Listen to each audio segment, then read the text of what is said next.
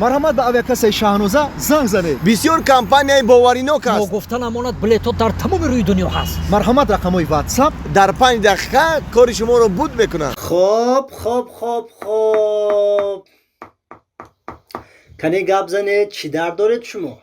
راستی گپ اکی طبیب ما چند جا اوضاع خیلی فهمیدیم قطعی همه عروس ما پیش شما اومدیم حوض تق کردیم در اومدیم شما شتگی بوده کو همون شما بوده گپ زیاد نکن در افهمون اخی طبیب ده تمام همه ما راستی گپ عروس ما زن ما اویلا ما نصیبی ما ده همین بوده انا همین ما ده دو دیان ما راستی گپ زندگی داریم چند کشید همین فرزنددار نشیدیم همین گفته سیم که چی با فهمو شما چند سال شد زندگی دارید؟ ما این همه یک دو ماه دو روز شد ما همه زندگی داریم خطی همه اویلمون بکسیار مشق میکنه همه گفته سیم که چی خیلی کنیم نمیدونم چند کشید این همه خمه کنیم خیلی نصیب ده بوده همه ما ده غلطی ده نصیبی ما ده همه بوده انا همه میگیم که همه کوشش کرده سیم مکه طبیب همه کوشش کرده سیم ها رفیق زنک کوشش کرده سیم فرزندور نشیده سیم چی با انا همین را گفتم که پیش شما بیان شما ما را بفهمونه که برای چی نشیده استیم همین را میگم شما میفهمیده باشه چی ده فرزنددار نمیشیم چی با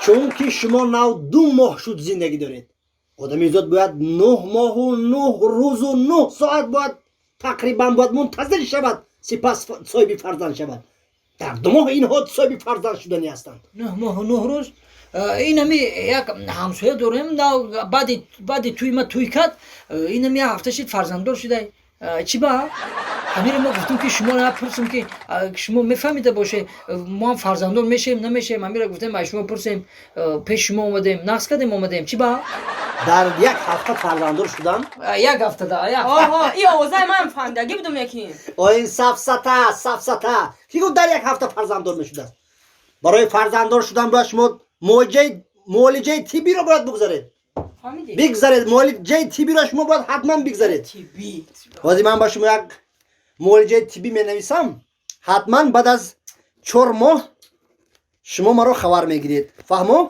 بعد 4 ماه برای چی بعد دینیم 3 ماه نه بعد 4 ماه گفته چی با ای برادر اگر 4 ماه 5 ماه 6 ماه کی امی مردک چطور قدیلم پر نیست شما کاری کنید دیدن تون پر شود چی باید دلی پر نیست چی با برای مهر دادن برای که فرزند به دنیا آید مهری زن هم به این لازم است که شوهر رو به خود دقتش رو جلب کند ای اکا امی دا مهری زیاد میشوه این مهری که شما دارید از کجا این تمام مهری که من باید دارم سگ با استخوان نداره برادر گنده مهر داره من گفتم بعد از 4 ماه خبر میگیرید من معالجه طبی بعد از 4 ماه شما ما رو خبر گیرید رحمت کی طبیب رحمت مومن نداره شما کی طبیب بعد چند بعد 4 ماه گفته شما بعد 4 ماه با ما شما رو خبر بعد 4 ماه حتما نکنید یکی اگر بعد 3 ماه هم اومدیم خیلی قبول کنیم مالش اگر قبول هم نکرده چی با نکه میایم حتما مالش حتما ای حاضر عذر ما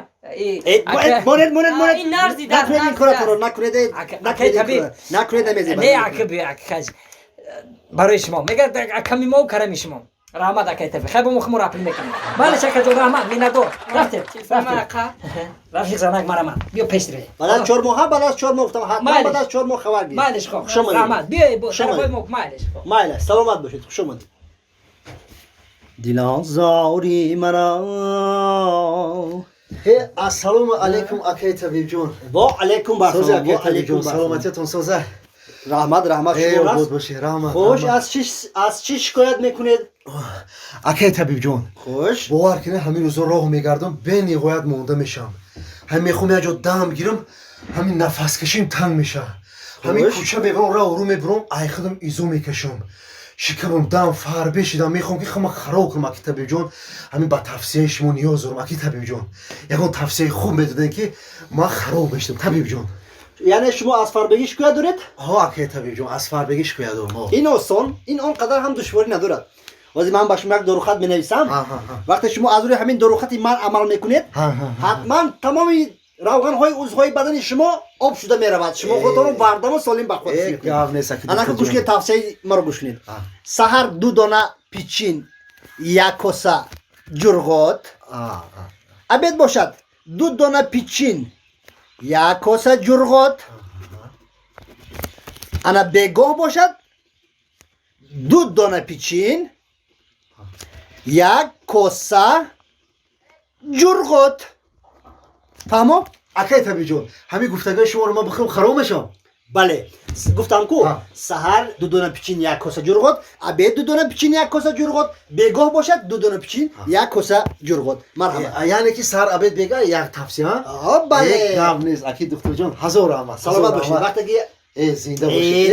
انا کارهایتان نمیشود شما نکنید این کار سفیدی هر کار سفیدی داره اکی طبی جون. رحمت. ای زنده باشید. چخل میشه بایی گام نیست. هم تفسیر رو گیرید شما حتما همین کارو گام کنید نیست. همین کارو شما حتما کنید اکی طبیب بله همین گفتگاه شما را پیش ای آقود بخورم یا بعد یا آقود؟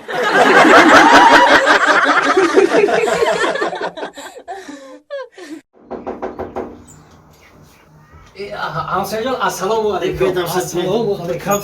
چیکار شما سوزی سلامت. یعنی خانه با نه رحمت همسایه جان وقتم تنگ همسایه. تینجی بود اکی راسیگم اکی چی گفتنیم راسیگم شرم میکنم. همیشه گم نگم گفته پیش ما اومدم. تینجی بود تینجی خیلی یکی بپرسیدم ده همسایه جان یا 50 سوم قرض میداده. هیچ گپ نی همین معاش میگیریم گرفته میرم میتونم تو. حاضر یک دقیقه حاضر بخشیش ده همسایه جان وقت رو گرفتم. نه هیچ گپ نی هیچ گپ